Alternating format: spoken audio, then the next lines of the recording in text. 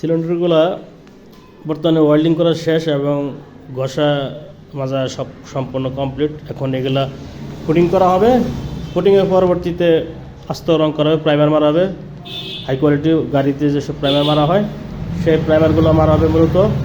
তো প্রাইমার মারার উদ্দেশ্য হচ্ছে এটার যে রংটা থাকবে, রংটা স্থায়িত্ব ধরে রাখার জন্য এবং ভিতর থেকে মরিচা আসবে না, মূলত এর জন্য আমরা প্রাইমার ইউজ করি। তো আমরা যেটা প্রাইমার ইউজ করি সেটা হচ্ছে দেখাচ্ছি। আমরা ইউজ করি বার্জারের অটোকট। এটা মূলত গাড়িতে ইউজ করার জন্য করে ব্যবহার করা হয়। আর প্রতিটা যদি ফিনিশিং দেখায় আপনাদেরকে, এখানে কোনো ওয়েল্ডিংয়ের কোনো স্পট দেখতে পাবেন না। এগুলো এত সুন্দর করে ঘষাই করা হয়েছে, এগুলো সব টানা ওয়েল্ডিং করা হয়েছে, কোনো ওয়েল্ডিংয়ের কোনো স্পট থাকবে না। এগুলোতে ফুটিং মারা হবে পরবর্তীতে।